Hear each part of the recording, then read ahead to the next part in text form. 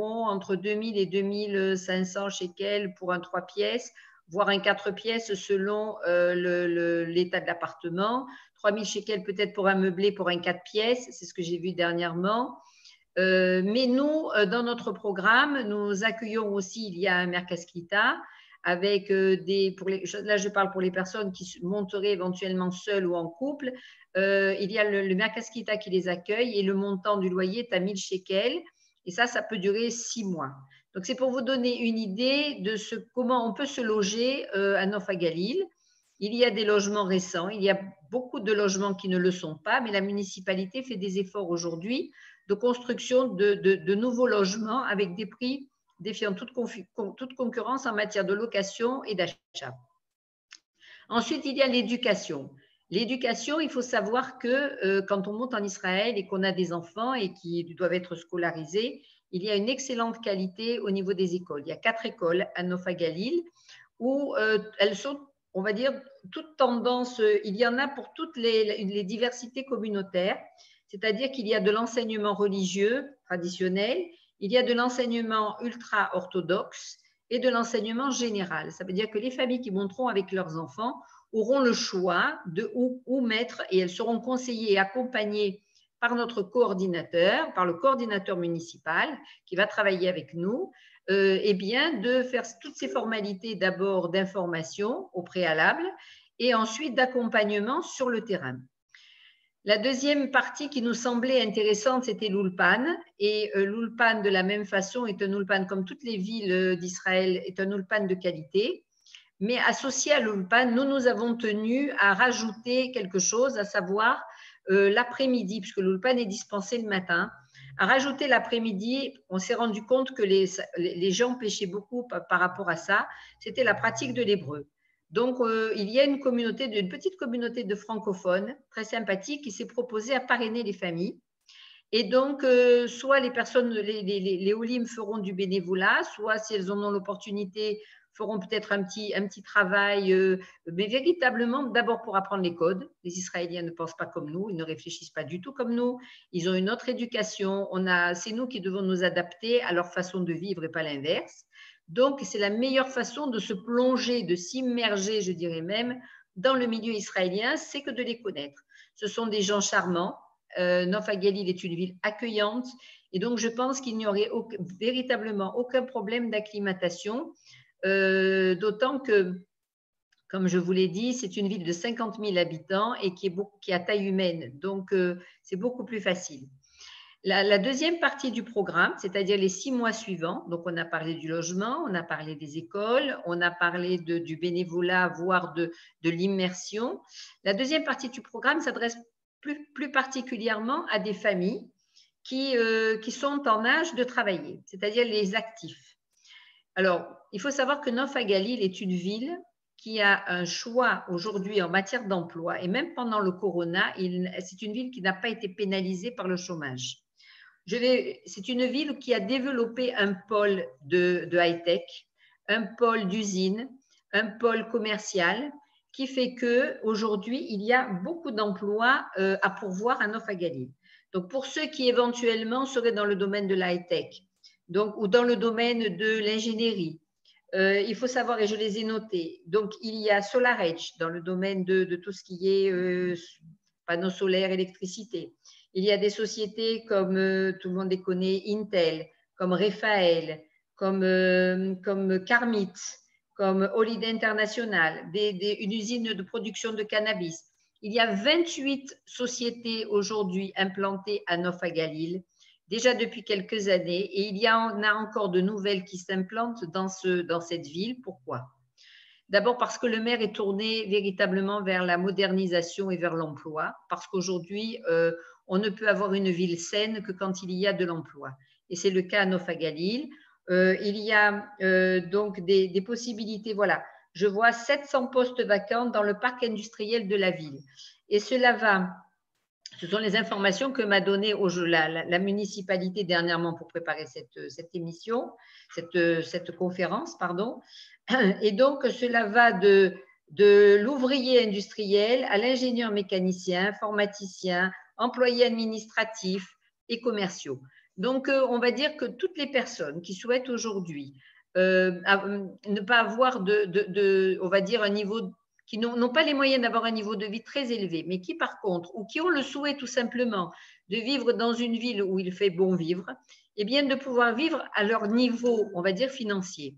Donc, pour nous, c'était une véritable opportunité. C'est vrai que le programme dure 1 an. C'est vrai que dans la deuxième partie, on propose au terme des 6 mois un bilan de compétences. C'est vrai qu'au terme de ce bilan de compétences, on met en adéquation l'offre et la demande et on va dire le souhait du candidat. Eh bien, on lui propose de la formation. Certaines entreprises sur place sont d'accord aussi d'employer l'après-midi en formation en alternance, et bien des futurs OLIM, tout en étant rémunérés. Il n'est pas question de gratuité. Donc ça aussi, c'est une opportunité. En fait, si je devais résumer en un mot le programme, c'est véritablement mettre le pied à l'étrier pendant 1 année de personnes qui ont le souhait véritable de s'intégrer dans la société israélienne. L'accompagnement est complet à l'arrivée, c'est-à-dire les gens sont tout de suite pris en main par le coordinateur municipal et par l'association qui est toujours là présente, aussi bien pour les formalités administratives que pour tout le reste, tous les problèmes qu'ils pourraient rencontrer sur place. Voilà, donc je vous ai décrit, mais vraiment rapidement, notre programme. Je ne sais pas, Sarah, s'il y a peut-être d'autres aspects à développer.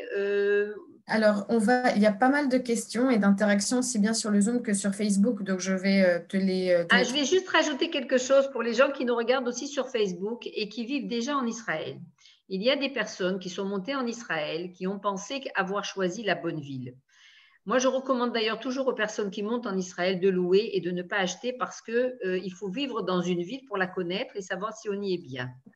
Et donc, aujourd'hui, nous avons également ouvert notre programme à des personnes qui ont fait l'Alia il y a 1 an, 2 ans, 3 ans, qui se retrouvent dans des situations où, justement, les loyers sont trop chers, où elles ne trouvent pas de travail, où vraiment elles rencontrent des difficultés.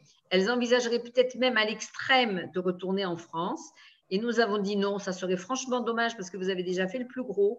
Donc, vous pouvez venir nous rejoindre à Nofa Galil, vous pouvez venir on va dire, vous refaire une santé au sens propre et au sens figuré et redémarrer d'un bon pied parce que c'est vraiment un endroit très agréable. Voilà. Merci beaucoup, Patricia. Donc ça, c'est très important. C'est un programme qui s'adresse et aux futurs Olim et aux personnes qui sont déjà en Israël et qui ont déjà fait leur Aliyah. Donc, voilà, si vous connaissez des personnes qui sont en Israël et qui souhaiteraient aller dans une ville, on va dire, un peu plus accessible, donc surtout, n'hésitez pas à leur communiquer sur le programme. Mais aussi, Patricia, à la fin, tu donneras tes coordonnées pour que les gens puissent te contacter. Moi, j'avais une question avant de passer à celle des participants. Ce programme coûte combien pour les participants? Est-ce qu'il est gratuit? Est-ce qu'il est subventionné? Alors, non. En fait, la municipalité, elle, quand elle a fait sa proposition justement de faire venir des Olim, donc déjà monter dans un Merkaz Klita où on ne paye que 1000 shekels le prix du loyer au mois, c'est quelque chose qui ne se fait pas en Israël. Minimum, c'est 1700 shekels. Donc, la municipalité, elle prend en charge cela. Elle intervient également au niveau des écoles et des ganim en prenant en charge une participation. Elle se porte en cas de location de logement, c'est elle-même qui évite aux gens, parce que quand on loue un logement en Israël, il faut savoir qu'on vous demande un garant, on vous demande de déposer plusieurs chèques, on vous demande des garanties, on ne loue pas comme ça. Donc là, si vous montez dans le programme, la municipalité évite ce genre de choses et elle-même se porte garant. Donc en fait, le programme coûte combien? J'espère qu'il coûtera le minimum parce que déjà, le niveau de vie et le coût de la vie à Nofa Galil n'est pas élevé, que les gens vont percevoir leur salklita. On espère bien évidemment que dans le cadre, pour ceux qui ont véritablement besoin de travailler, eh bien, que la partie bénévolat de l'après-midi, dès le début, on pourra les aider à trouver un petit job justement pour leur permettre de financer, au cas où elles auraient vraiment des difficultés, une partie de leurs frais.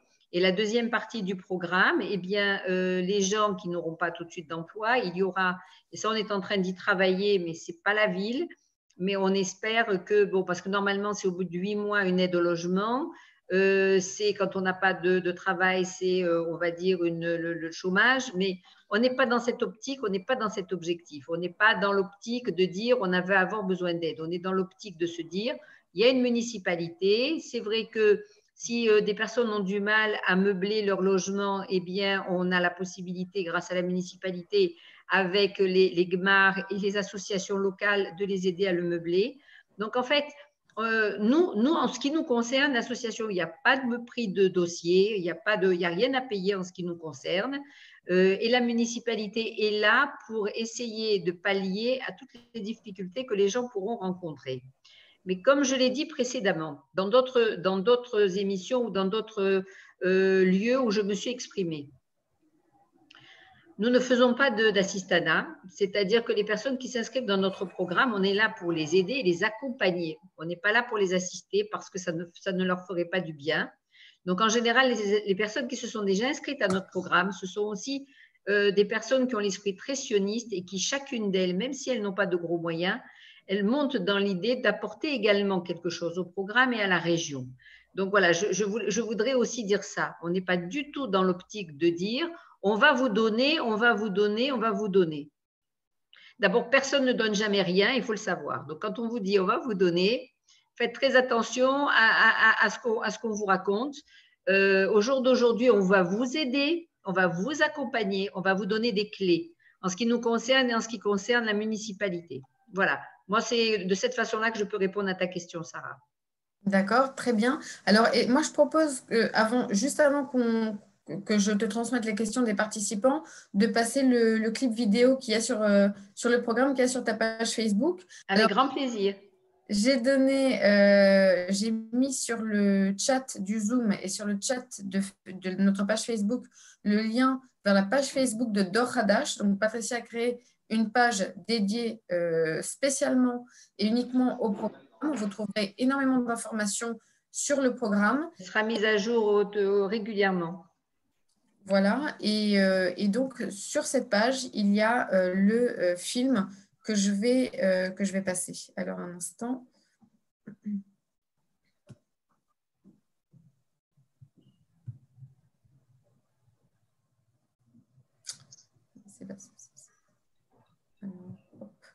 Est-ce que vous voyez la page de Patricia? Vous voyez le film? Patricia, on voit ta page? Moi, je la vois en tout cas, mais je ne peux pas répondre au nom de tout le monde. Oui. D'accord. Alors, je pense que c'est ça. C'est bon, je vais la mettre.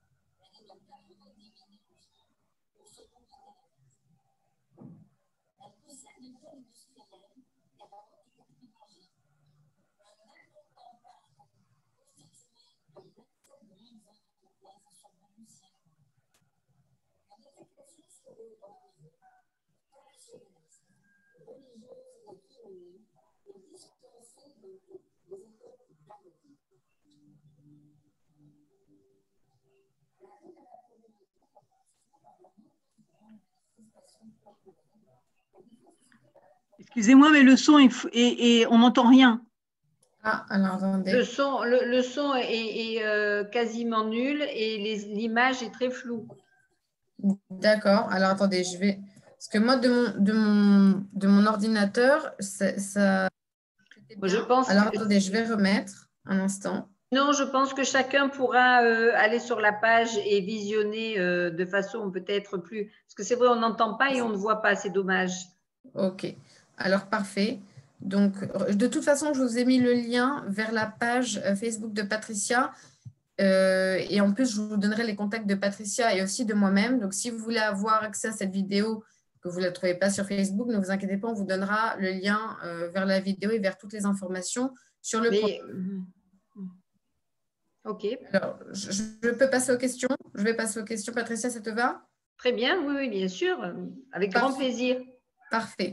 Alors, William a posé une question par rapport, alors ça n'a pas demande de rapport avec le programme et par rapport à une réunion d'information. William, ne t'inquiète pas, je vais voir ce que je peux faire et je reviendrai vers toi. J'ai vu ton adresse mail, donc je pourrai te dire par la suite si tu peux assister à la réunion de demain ou pas.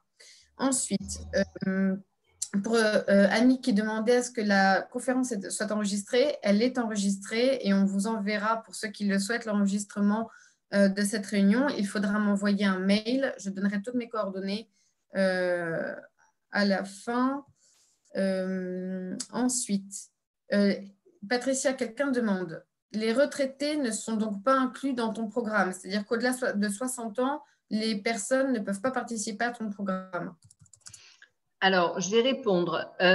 En fait, on a été obligé quand même de mettre des limites dans le programme. Parce que comme tout programme, on met un âge, voilà, on met un âge limite. Maintenant, je dois dire qu'à notre grande surprise, nous avons eu pas mal de personnes qui, entre 60 et, on va dire, et 70 ans, se sont adressées à nous parce que ce sont des personnes qui ont toujours eu l'envie de monter en Israël, qui ont adoré le programme parce que c'est un programme sioniste, il faut reconnaître, et qui, eh ben, elles ont envie de, elles apprécient le fait que ça se passe dans le Galil, et elles nous ont demandé si elles pouvaient participer au programme. Donc, on a aménagé, donc on en a quand même quelques-uns, on a aménagé le programme par rapport à elles, à savoir que, bien évidemment, elles suivront l'Ulpan, bien évidemment, elles seront intégrées dans le domaine du bénévolat. La partie entrepreneuriat, eh bien, à notre grande surprise, il y en a beaucoup qui veulent avoir une deuxième vie professionnelle après leur retraite, parce qu'il y a quand même des jeunes retraités, il y en a qui, à 62, 63 ans, sont déjà retraités et donc qui souhaitent eh bien, avoir, on va dire, monter un statut d'indépendant. Donc, j'ai des personnes qui sont coachs ou qui l'étaient et qui souhaitent reprendre une activité en Israël. Donc, on ne les a pas exclus du programme, loin de là. Donc, mais on va dire que dans l'ensemble, ça n'était pas prévu à la base, mais on étudie toutes les candidatures. Et si on pense que ces personnes trouveront leur équilibre à Nof Galil, alors on ne les refusera pas. Il faut savoir aussi, je voudrais préciser, c'est que lorsque vous allez faire un dossier d'ALIA et que vous allez rencontrer un conseiller d'ALIA pour justement avoir l'autorisation d'immigrer en Israël de faire votre ALIA, vous serez en contact avec un conseiller de l'ALIA qui, de toute façon, si jamais vous souhaitez participer à ce programme et vous inscrire au programme, ce conseiller d'ALIA de l'agence juive vous inscrira à ce programme et transférera votre dossier à Patricia. Et ensuite, Patricia sera en contact avec vous pour vous confirmer ou pas votre participation au programme. Mais ce n'est pas par rapport à l'âge que le conseiller dira « Ah non, bah vous avez 61, 62, 63, vous ne pouvez pas participer au programme. » C'est vraiment du cas par cas, chacun en fonction de son dossier. Et de toute façon, vous serez très rapidement mis en relation avec Patricia qui verra aussi si elle peut vous accepter au programme ou pas. Donc, de toute façon, si vous avez plus de 60 ans, n'hésitez pas à faire la demande et on étudiera votre situation et Patricia l'étudiera et vous dira ce qu'il en est. Mais l'âge ne sera pas rédhibitoire. Non, d'autant que je ne l'ai pas dit, mais il y avait un centre communautaire francophone aujourd'hui qui va se développer et donc il va y avoir pour les personnes, on va dire, du troisième âge, voire quatrième âge, parce qu'il n'y a plus de troisième âge maintenant, des activités communautaires, francophones, voilà, développées, avec l'aide de Olim aussi, de futurs Olim qui se sont proposés justement d'apporter leur plus. Donc oui, il y aura des activités aussi pour ces personnes-là un petit peu plus âgées. Y aura-t-il, c'est une question de Christine, y aura-t-il un interlocuteur pour le Sud? Et y a-t-il des villes en périphérie de Beersheba? Donc, oui, alors, il y aura, mais alors, bon, je ne sais pas si vous avez compris que je suis une personne qui est assez carrée. J'ai travaillé 15 ans dans la fonction publique et notamment dans le domaine du social et de l'emploi. Donc, s'il y a une chose que j'ai appris dans ma vie, c'est qu'on ne peut pas courir plusieurs lièvres à la fois. Aujourd'hui, nous avons un programme dans le Nord. Ce programme, nous voulons, c'est un programme pilote. Et nous mettrons tout en œuvre pour que ça soit une réussite. Si effectivement on se rend compte que ce programme-là prend un bon démarrage et qu'il va dans le sens que nous souhaitons, alors oui, nous avons déjà une ville dans le sud qui n'attend que notre accord pour démarrer. Mais je ne lancerai pas cette ville dans le sud tant que je n'ai pas lancé de façon correcte Nofa Galil. Voilà ma réponse. Très bien. Laure demande, est-ce que les logements sont meublés? Si oui, quels sont les équipements mis à disposition des participants au programme? Alors, je vais expliquer comment se passe le logement. D'abord, avec le corona, je vous explique même depuis le début comment ça va se passer. Les personnes, d'ailleurs, nous avons un programme où normalement, fin janvier, début février, une première alia, les personnes vont arriver en Israël et je le souhaite le plus vite possible. Il y a déjà 2 semaines, ces personnes resteront dans un hôtel Corona. Pour l'instant, c'est comme ça. Je ne sais pas quand les personnes qui écoutent ou qui nous voient ont l'intention de monter, mais tant qu'il y a le Corona, c'est comme ça. Maintenant, comme l'a dit Sarah, il n'y a pas la possibilité non plus de faire des voyages d'études et de visiter sur place les logements. Comment ça va se passer pour le logement?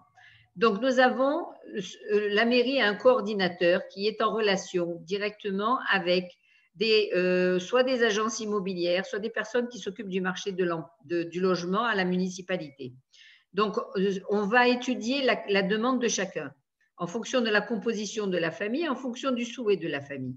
Et nous les mettrons en relation. Si la personne a des meubles et fait un cadre et qu'elle veut venir dans un logement qui n'est pas meublé, eh bien évidemment, nous axerons nos recherches sur ce type de logement. Si la personne monte avec ses 4 valises, eh bien, nous l'aiderons à trouver du logement meublé.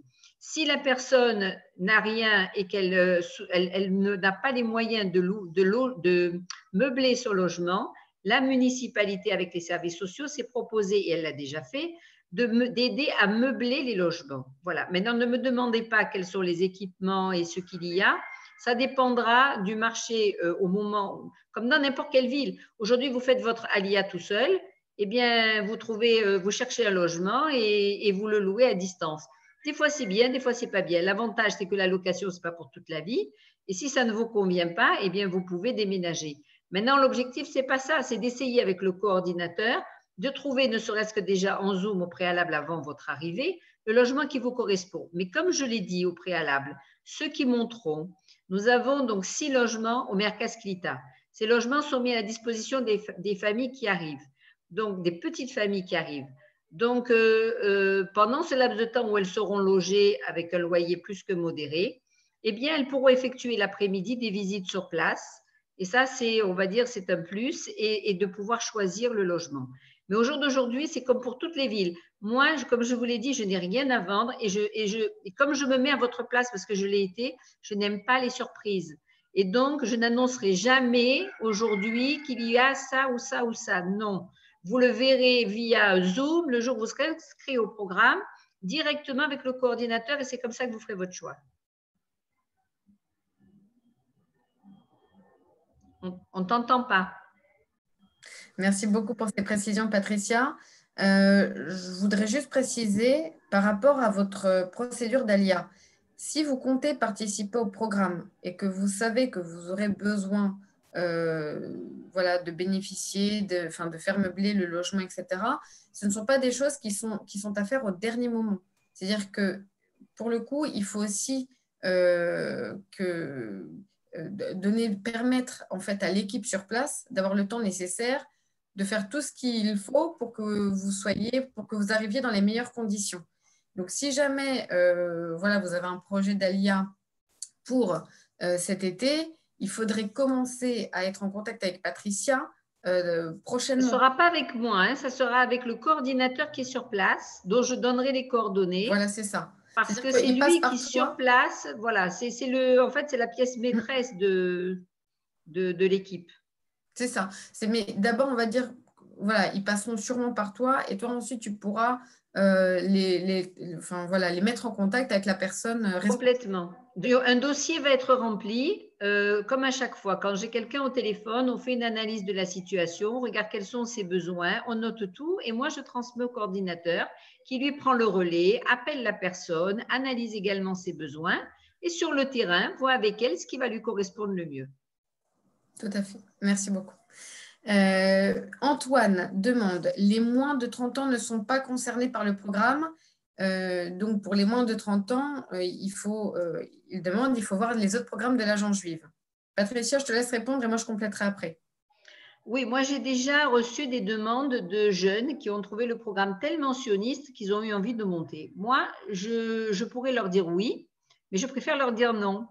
Je préfère leur dire non parce que l'agence juive a une multitude de programmes, et notamment les programmes Massa, qui sont véritablement adaptés aux jeunes avant 30 ans. Et ça serait dommage, pas par rapport au programme, mais par rapport à leur perspective. Il y a quelqu'un tout à l'heure qui disait qu'il avait ses enfants à Sami Chamoun à Beersheva. Moi-même, ma fille a terminé ses études d'ingénieur à Sami Chamoun à Ashdod.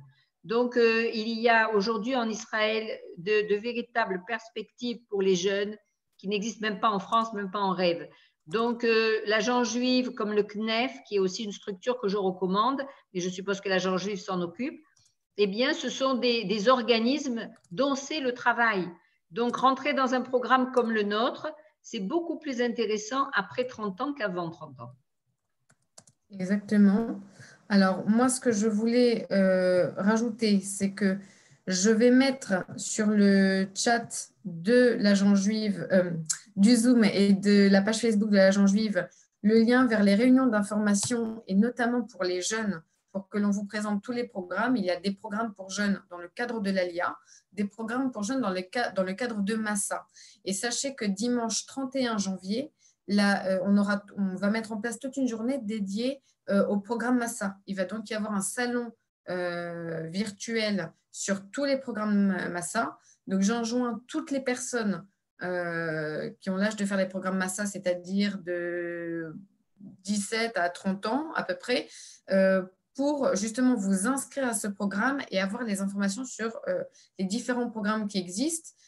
Moi, je sais que quand j'ai fait mon ALIA, j'avais 19 ans et j'ai fait mon ALIA dans le cadre d'un programme. Alors, ce n'était pas un programme Massa, mais c'est un programme pour jeunes dans le cadre de l'ALIA qui s'appelle TACA. Et ce sont des programmes qui sont vraiment très bien agencés et qui permettent aux jeunes de s'intégrer au mieux, de se faire un réseau social et de bénéficier de toutes les commodités pour réussir leur intégration. Donc, moi, ayant fait un programme d'intégration, c'est vraiment ce que je recommande aussi aux personnes jusqu'à 30 ans parce que vraiment, ça peut leur permettre de s'intégrer très vite et très bien. Alors, je vais mettre sur le chat les informations sur le programme, sur les réunions d'information sur les programmes pour jeunes. Et par la suite, vous aurez aussi toutes les informations sur le salon qui se tiendra dimanche 31 janvier, toute la journée, sur les programmes Massa. Alors, autre question.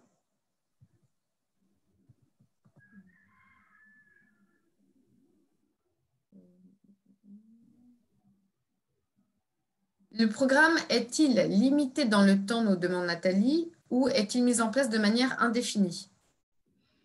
Alors, l'accompagnement, comme je l'ai dit tout à l'heure, il est d'une année.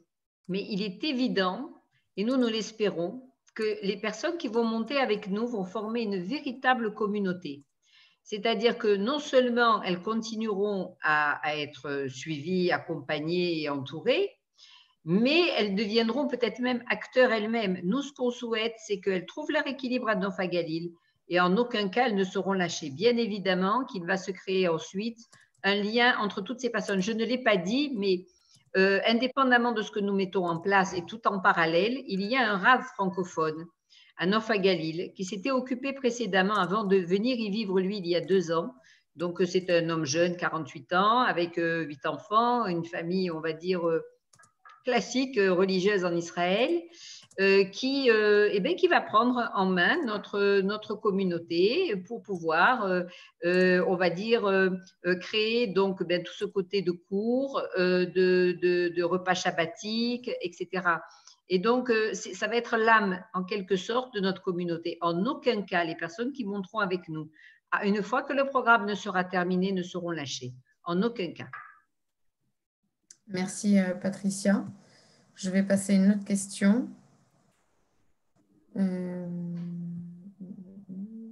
Alors, y aura-t-il Madame ou Monsieur Beleich nous demande s'il y aura un petit voyage d'études avant. Donc, Patricia, je te laisse répondre. Alors, les voyages d'études, moi, personnellement, nous, l'association, ne s'occupe pas de ce genre de choses. La période du corona, forcément, n'est pas propice, mais alors pas du tout au voyage, puisque tout le monde sait que depuis des mois, bientôt une année, ceux qui n'ont pas la nationalité israélienne ne peuvent pas mettre un pied en Israël, et malheureusement pour les familles qui vivent ici.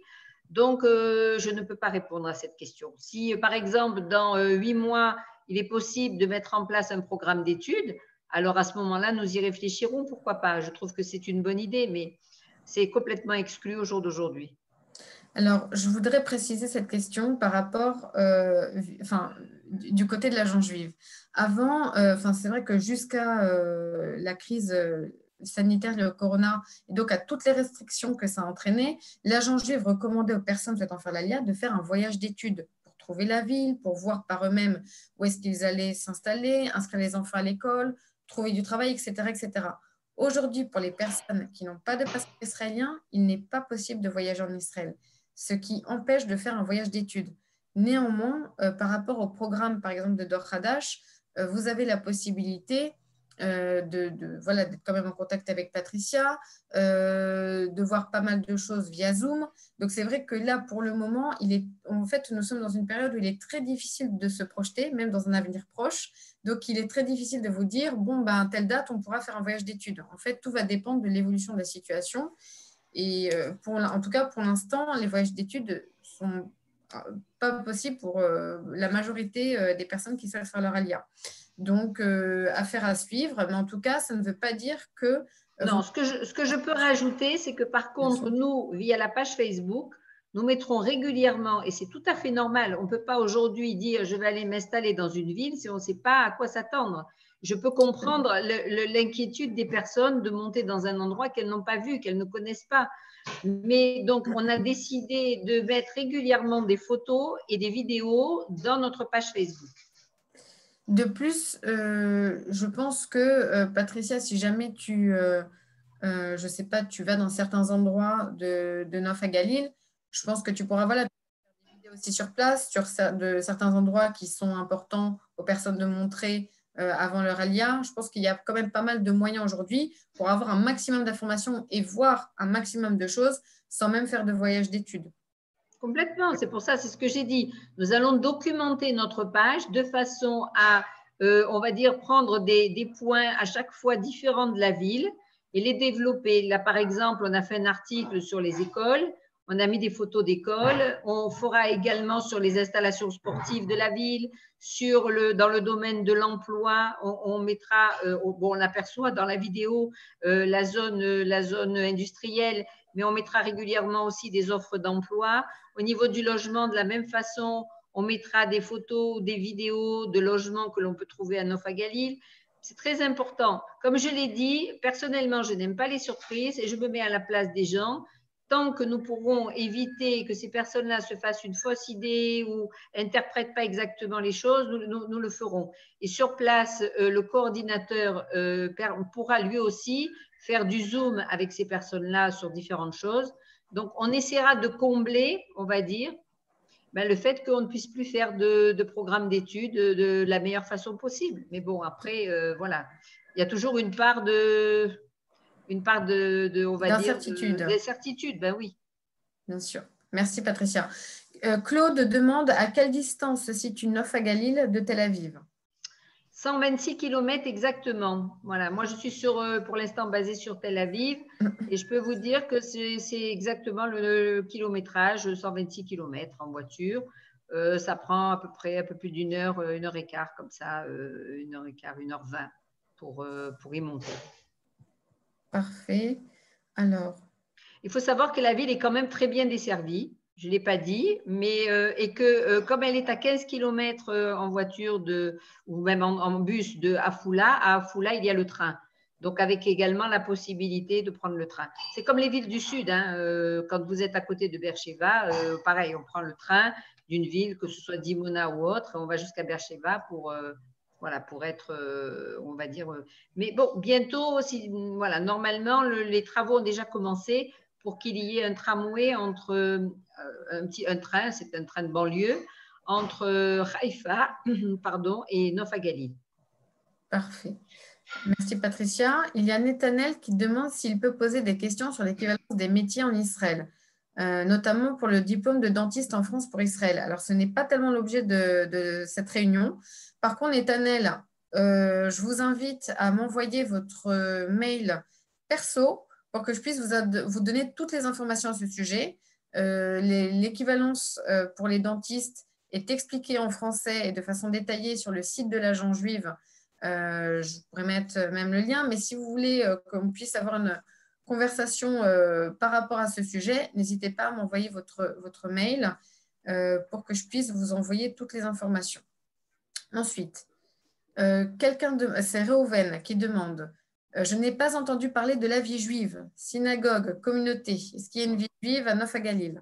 Il a raison, il a complètement raison. Alors, j'ai juste évoqué le Rav tout à l'heure, mais il y a une yeshiva à Nof Galil, il y a même un quartier religieux à Nof Galil, il y a 2 centres Chabad à Nof Galil. Donc, en fait, tout le monde vit en bonne intelligence en matière de tout ce qui touche à la religion. Il y a des synagogues dans tous les quartiers. Il y a des personnes qui sont religieuses, moins religieuses. Il y a une population chrétienne à Nof Galil, il faut le savoir. Ça non plus, je ne l'ai pas dit, parce que Nof Galil, c'était anciennement Nazareth-Ilite. Donc, il y a la Nazareth aussi chrétienne. Et Nof Galil, qui était donc Nazareth-Ilite, était la Nazareth juive.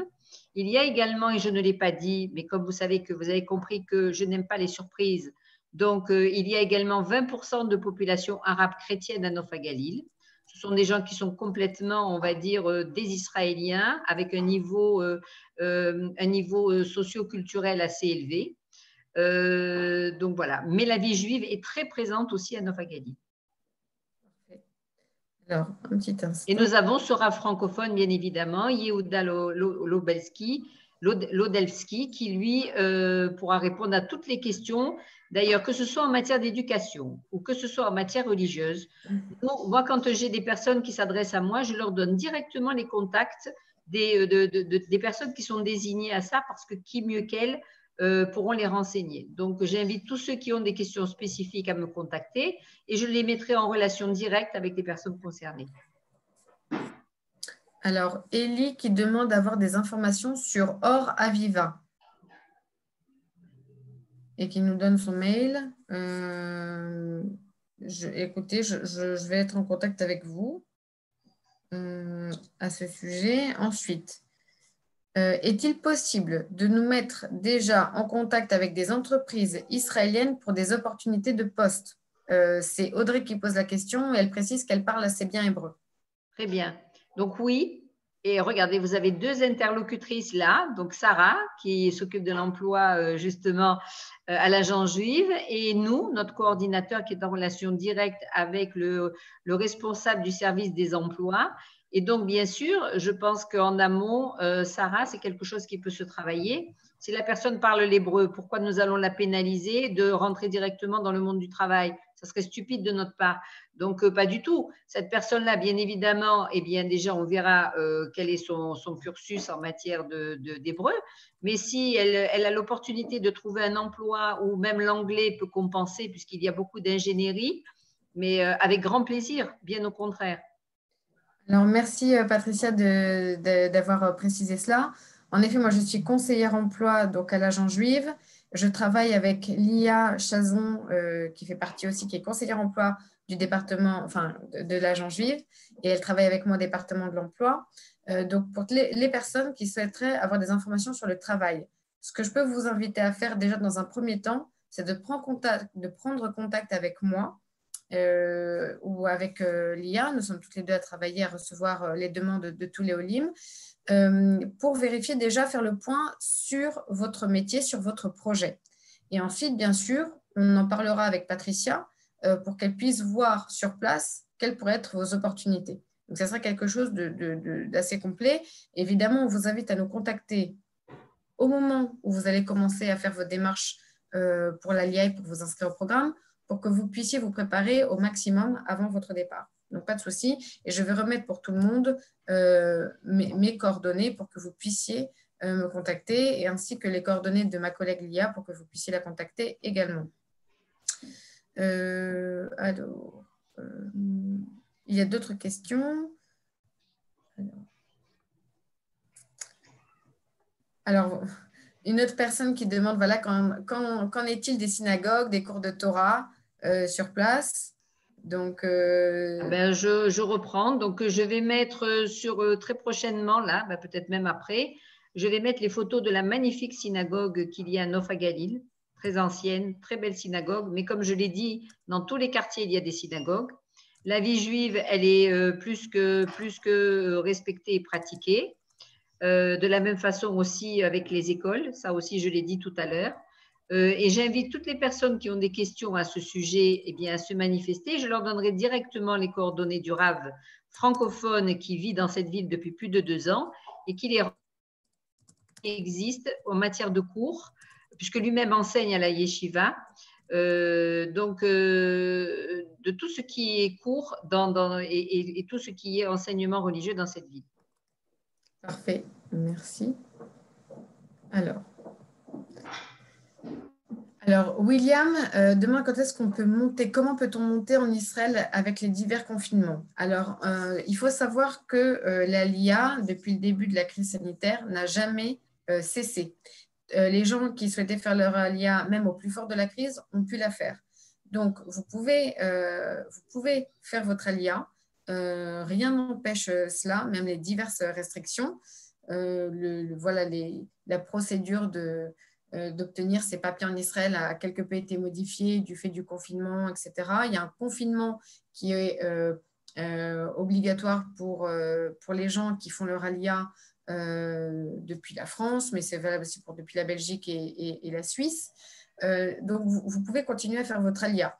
Ça, ce n'est pas un souci. Maintenant, ce qu'on disait pour les voyages d'études, c'est-à-dire partir en Israël avant votre ALIA en tant que touriste, ça, pour l'instant, ce n'est pas possible. Donc, peut-être que ça évoluera, ça changera prochainement. Pour l'instant, ce n'est pas possible. Mais en tout cas, vous pouvez faire votre ALIA. Il faut contacter le Global Center pour ouvrir un dossier. Et ensuite, on vous expliquera toute la démarche sur les papiers à obtenir et comment vous pourrez avoir un rendez-vous avec un conseiller d'ALIA qui s'occupera de votre dossier d'ALIA. Je donne le numéro du Global Center pour ceux qui souhaitent ouvrir un dossier d'ALIA. C'est le 0800 916 647. 0800 916 647. Donc, si vous comptez faire votre ALIA d'ici l'été, n'hésitez pas à les appeler pour ouvrir un dossier d'ALIA et eux vous expliqueront toute la démarche à suivre ensuite pour concrétiser votre projet d'ALIA. Ensuite, une personne nous demande « Bonjour, je suis intéressée uniquement par Natania. Peut-on me renseigner? Merci. » Alors, à Natania, il y a des coordinateurs, c'est-à-dire une équipe qui est dédiée à l'intégration des Olim dans cette ville. Je vais donner dans le chat leurs coordonnées. Ce n'est pas l'objet de cette conférence et ce n'est pas pour Patricia, dont le projet, pour l'instant, va se dérouler à Nof Galil, dans le nord d'Israël. Donc, ce n'est pas Natania. Alors, ensuite, par rapport au Salon Massa, oui, on me demande si ça aura lieu cette année. Oui, ça aura lieu dimanche 31 janvier. Donc, très, très prochainement, dans 2 semaines. Alors, pour les dates d'avion, sont-elles fixées? Alors, Patricia, est-ce que tu peux rappeler, s'il te plaît, quelle est la prochaine session Alors, en ce qui concerne notre programme, donc nous avons fixé une date pour la première session qui est au 31 janvier. Comme c'est le premier programme et que donc nous sommes, on va dire, en démarrage par rapport, et puis que la situation avec le corona n'est pas évidente. Donc, on va dire que jusqu'au mois de mars, on a aussi des personnes qui arrivent Et après, ce sont les familles principalement pour les mois d'été, c'est-à-dire juillet-août, pour une rentrée en septembre. Sinon, en général, et là, c'est parce qu'on est dans une période exceptionnelle, nous prévoyons 2 montées, une fin janvier, une septembre. Voilà, 2 fois dans l'année. Comme le programme est un programme d'une année et qu'il se déroule sur 6 mois, c'est un ensemble, mais on va dire qu'on peut le décomposer parce que parmi les personnes qui montent, il y en a qui seront retraitées ou il y en a qui seront actives, ou il y en a donc. Donc, ce n'est pas gênant pour nous qu'on fasse une montée en fin du mois de janvier et une autre arrivée en septembre, avec bien évidemment l'installation des familles, peut-être même en juillet-août, pour qu'elles intègrent déjà les lieux, qu'elles prennent leurs repères, de façon à ce que ça ne soit pas difficile pour les enfants qui vont intégrer les écoles. Voilà, mais sinon, ce sont les 2 dates. Merci beaucoup, Patricia. Je continue les questions.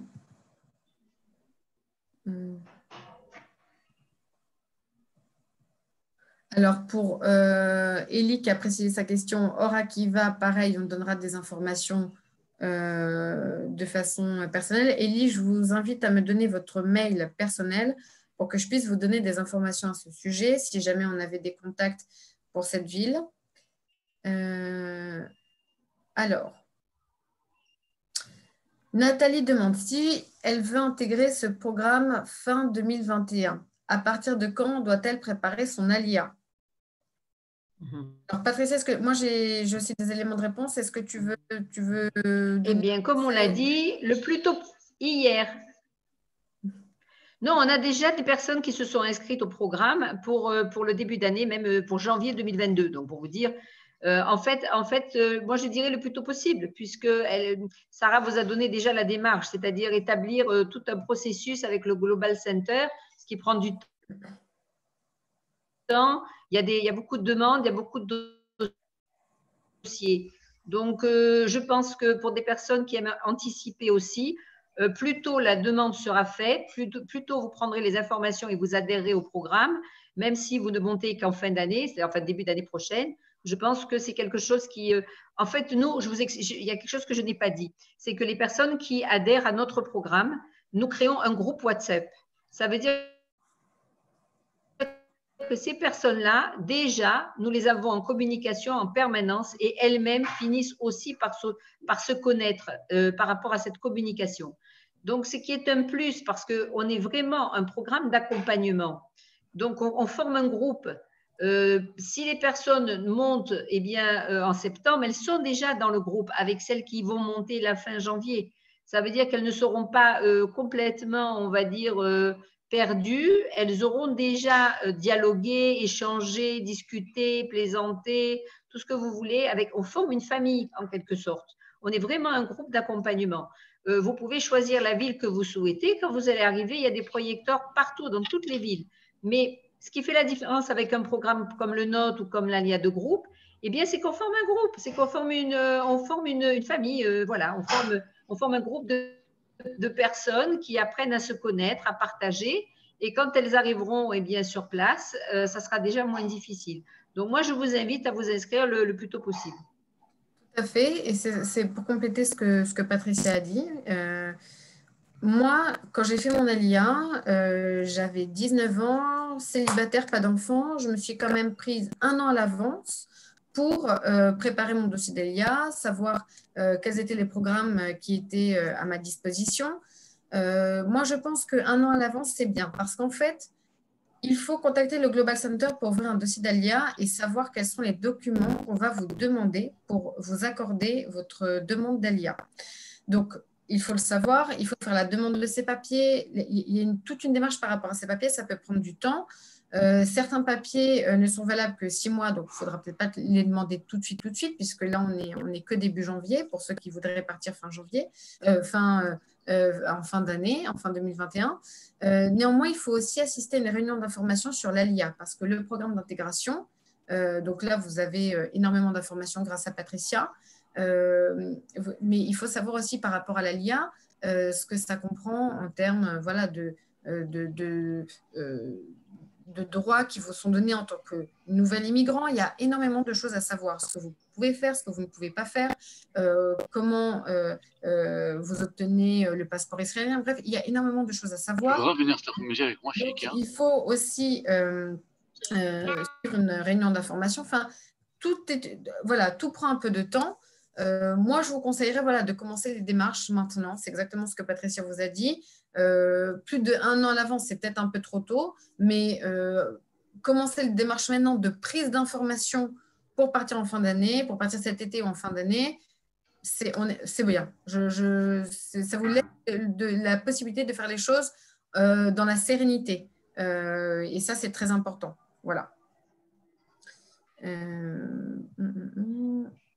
Alors, je continue les questions, il y en a d'autres.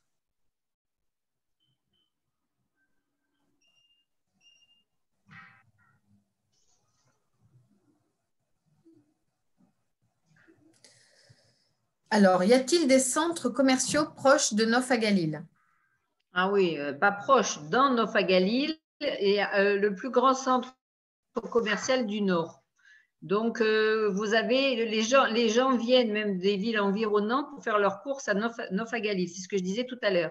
Quand j'ai cité les différents pôles d'emploi, quand j'ai dit qu'il y avait de l'high-tech, qu'il y avait des usines et qu'il y avait aussi beaucoup de tertiaires, je ne vais pas prononcer le mot tertiaire, mais du service, c'est parce qu'il y a une immense zone commerciale à Nof Galil. Donc, tout est sur place. Parfait. Merci beaucoup. Alors, combien de temps le dossier d'Alia est valable? En fait, quand vous faites un dossier d'Alia et que vous rencontrez un conseiller d'Alia, le conseiller d'Alia, si votre dossier est complet et si vous répondez aux critères de l'Alia, va demander à ce qu'on vous donne l'accord pour faire l'Alia. C'est l'agent juif de Jérusalem qui donne l'accord sous foi de toutes les informations qu'elle reçoit par le biais du conseiller d'Alia de l'agent juif à Paris et aussi via les documents qui vous ont été demandés que vous devrez scanner dans votre dossier. Donc, une fois que l'agent juif de Jérusalem donne son accord pour que vous fassiez votre alia, cet accord est valable 1 an. Ça vous laisse le temps de partir pendant l'année qui suit l'accord qui vous a été donné. Si jamais vous obtenez l'accord et que vous ne partez pas dans l'année qui suit, ce n'est pas grave. Vous pouvez partir après. Il faudra juste réactualiser votre demande et il y aura des documents à réactualiser. Tous ces points seront précisés lors d'une réunion d'information à laquelle vous serez invité avant de rencontrer le conseiller d'Alia et notamment aussi avec le conseiller d'Alia. Donc ça, ne vous inquiétez pas, vous aurez toutes les informations à ce sujet. Alors, est-ce que c'est plus rapide d'obtenir l'accord pour faire l'ALIA depuis la France ou depuis Israël? Je ne sais pas comment ça se passe depuis Israël. Je sais qu'ils font les choses aussi rapidement, donc évidemment dans la mesure du possible, c'est-à-dire hors confinement, etc. Mais ce qu'il y a, c'est qu'en France, on s'occupe, on s'assure que votre dossier est complet. Si vous avez tous les documents, franchement, il y a quand même des dates à chaque mois, etc. Alors, c'est vrai qu'il faut attendre un petit peu de temps pour avoir le visa pour que vous puissiez faire votre immigration. Ça, c'est donc un visa d'immigration qu'on vous fera avant votre alia pour que vous fassiez l'alia.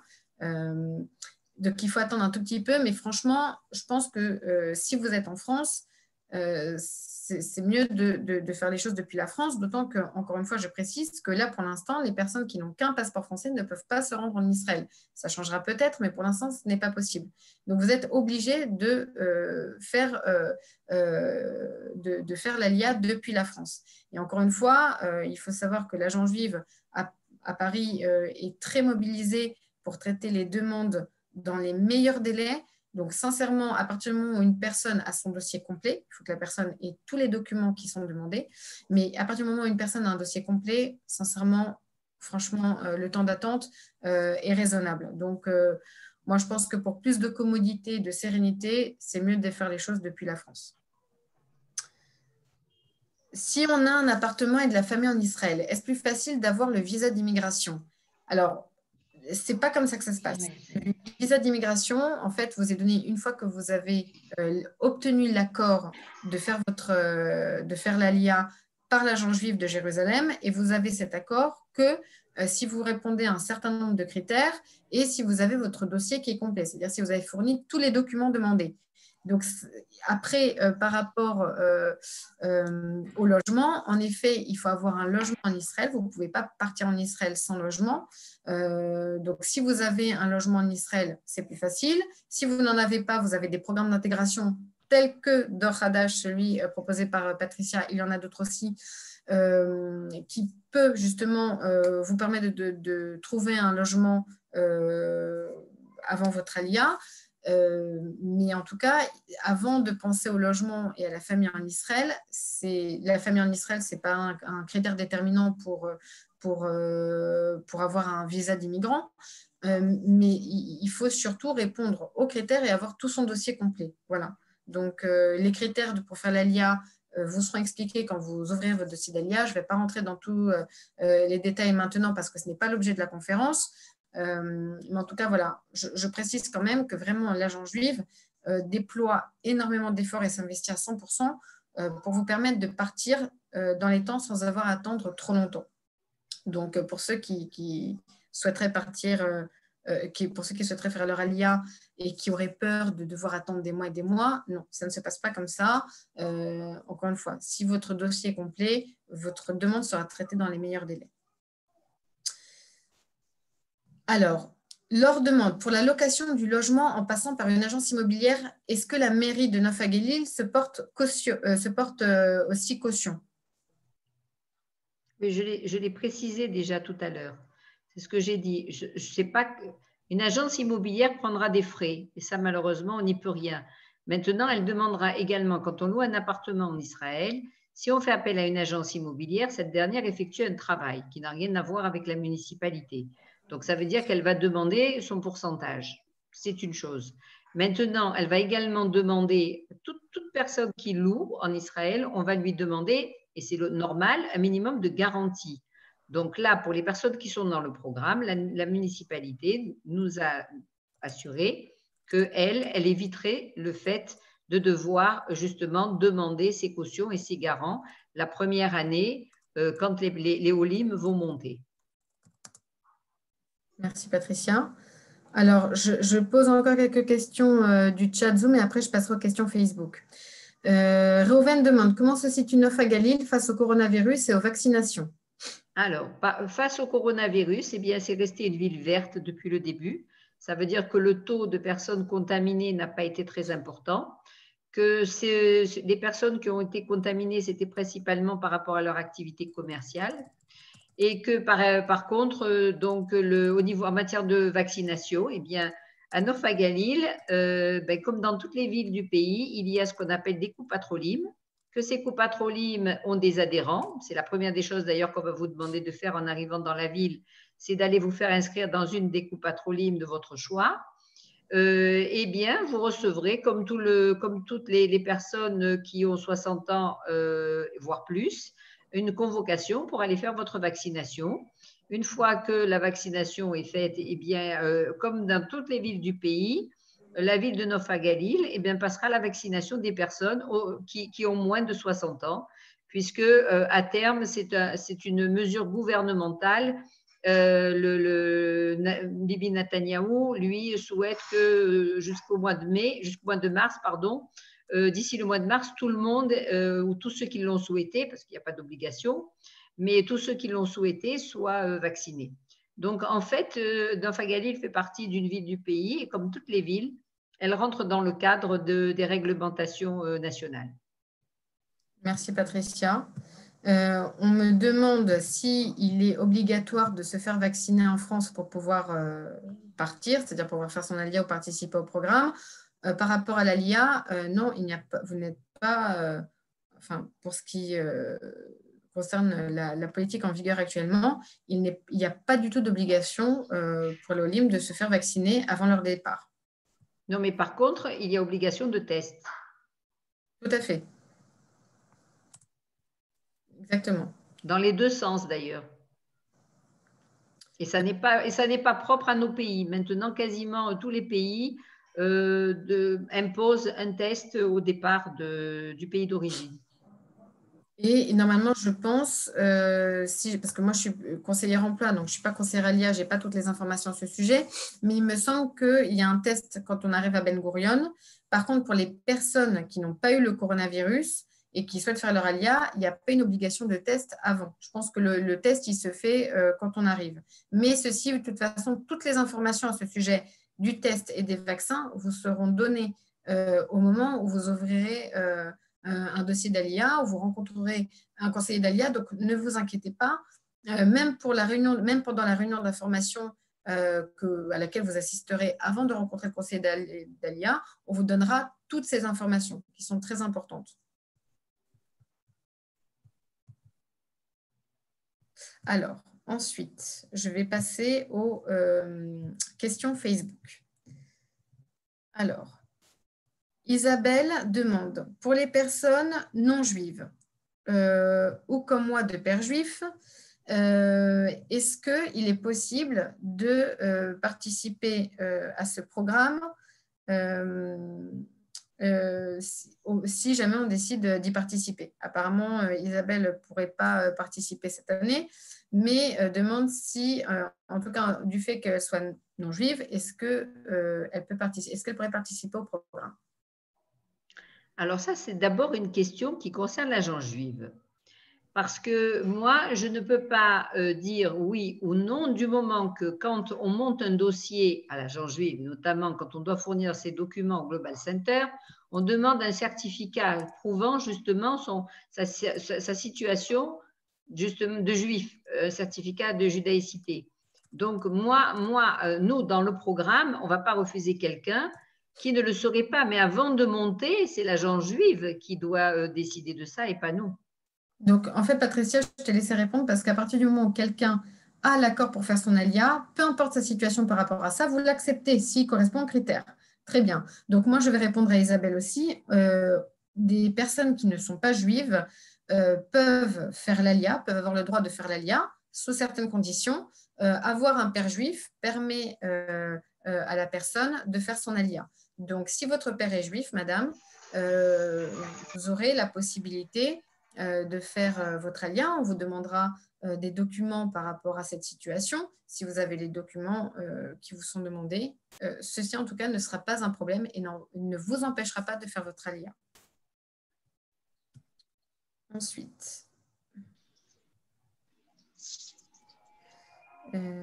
alors pour les personnes qui sont intéressées, Patricia, parce que je reçois des commentaires sur voilà, je suis intéressée, est-ce que tu peux donner tes contacts pour qu'on puisse justement les communiquer à tous les participants? Comment te joindre? Alors, comment me joindre? Il y a plusieurs façons. D'abord, vous avez, comme on l'a dit, via la page Facebook, où vous avez la page d'Or Hadash, sur laquelle il y a déjà toutes nos coordonnées. Vous avez les coordonnées de téléphone, et vous avez déjà les coordonnées de site, et vous avez l'adresse email, mais je vais quand même vous les redonner. Donc, personnellement, je ne le connais pas par cœur, mais j'ai une ligne française. Donc, on peut me joindre directement sur mon portable israélien à partir d'une ligne française qui ne coûte rien. Et si vous voulez, je vous la donne tout de suite. C'est le 01 86 98 19 43.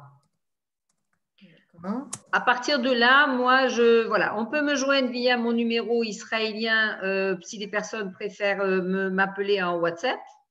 Et là, c'est le 00 972 52 22 63 776, numéro qui est également mentionné sur le site.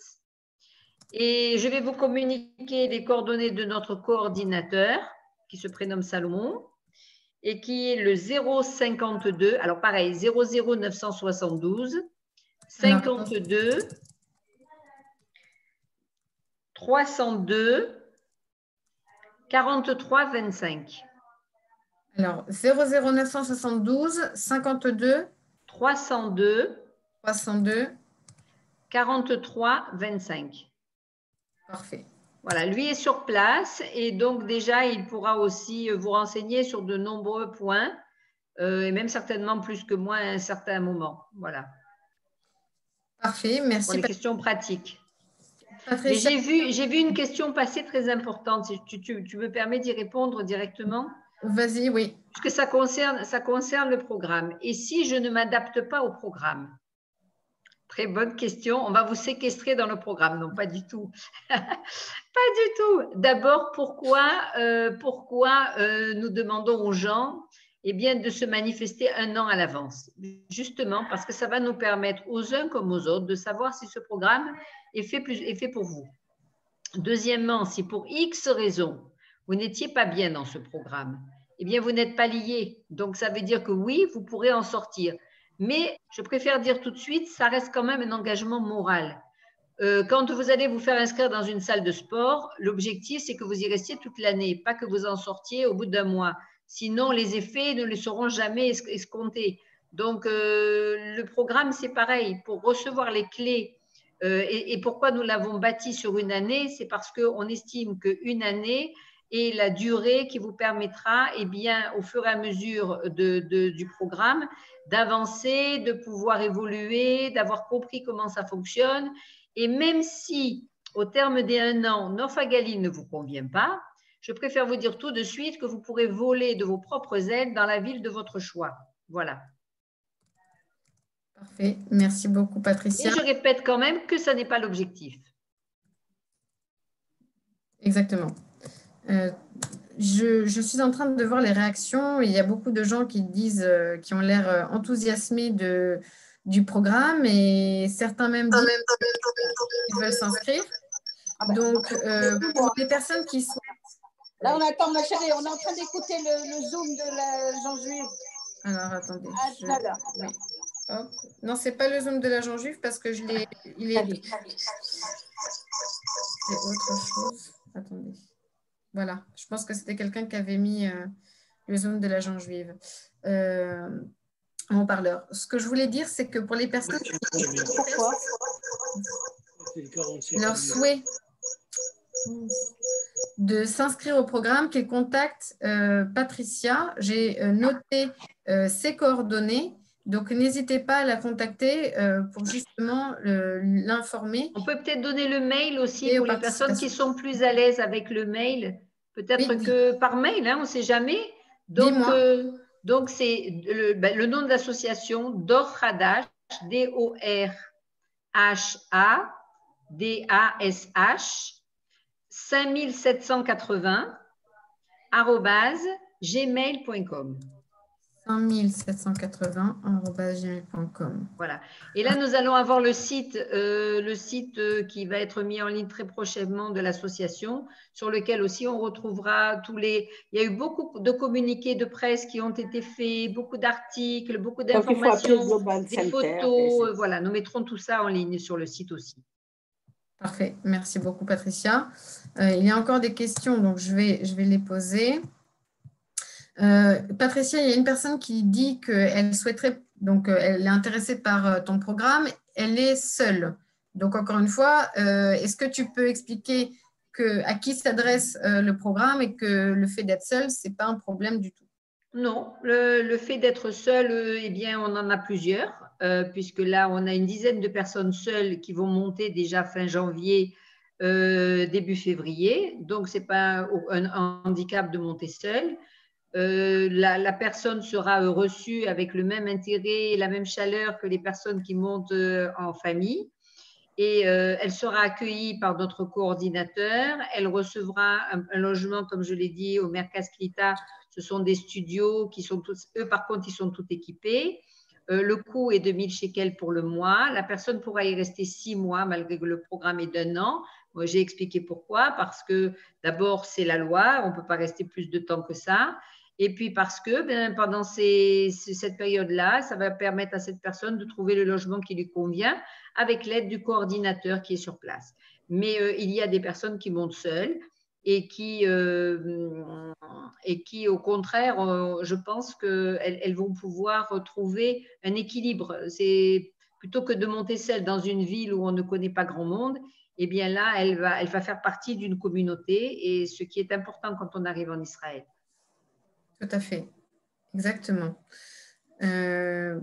Une personne nous demande, c'est Daniel sur Facebook, qui nous demande si vous vous occupez, enfin, si Patricia, tu t'occupes des petits logements meublés à Natania.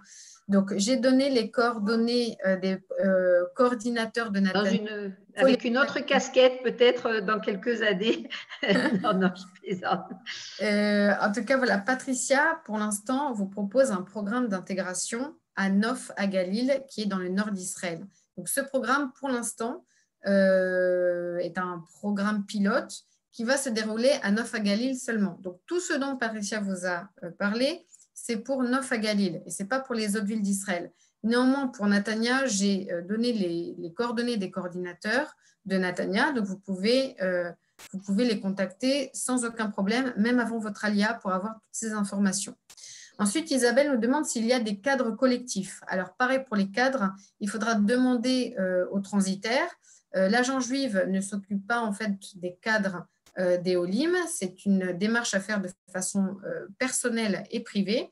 Et par contre, ce qu'on pourra vous donner, c'est des contacts de différents transitaires qui s'occupent de cadres, c'est-à-dire du déménagement de France vers Israël. Donc ça, le conseiller d'Alia pourra vous donner les contacts adéquats. Alors, Esther nous demande, nous dit qu'elle est déjà en Israël. Est-ce qu'elle peut bénéficier du programme? Patricia, tu en as parlé, mais si tu peux évoquer ce que mais volontiers. Donc, comme je l'ai expliqué tout à l'heure, on s'est rendu compte qu'il y avait des personnes qui n'avaient pas forcément fait les bons choix de ville et qui aujourd'hui se retrouvaient dans des situations complexes de loyers trop chers, par exemple, ou de difficultés à trouver un emploi. Donc, ces personnes-là, on les invite effectivement à prendre contact avec nous parce que nous pouvons aussi les prendre en charge au niveau de l'accompagnement en ce qui concerne la recherche d'un logement et la mise à l'étrier pour un emploi, bien évidemment. Maintenant, si elles veulent reprendre un Ulpan, on en a des personnes qui nous ont contactés pour ça. Et donc, même en fonction de leurs droits, parce que ces personnes-là, comme elles sont déjà en Israël, elles ont un numéro de Théodat Zéhout.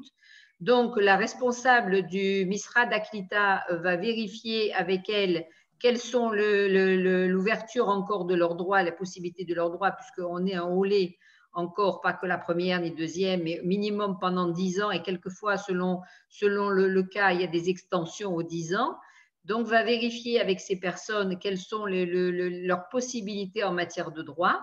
Et nous serons présentes pour les accompagner à Nof Galil dans leur démarche soit de recherche de logement, d'emploi, voire de création d'entreprise, puisqu'il y a sur place, déjà depuis un moment avec les structures israéliennes, hein, le Misra d'Aklita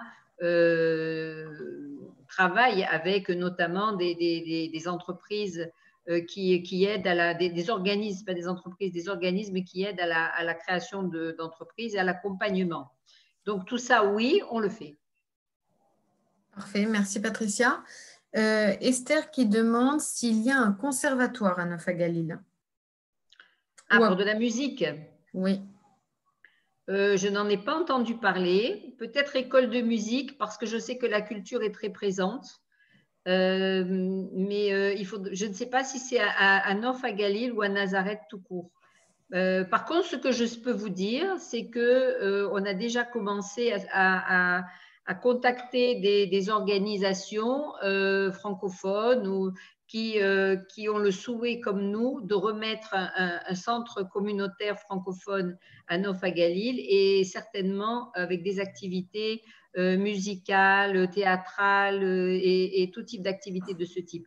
Ce que je sais, c'est qu'il y a des concerts qui sont donnés régulièrement.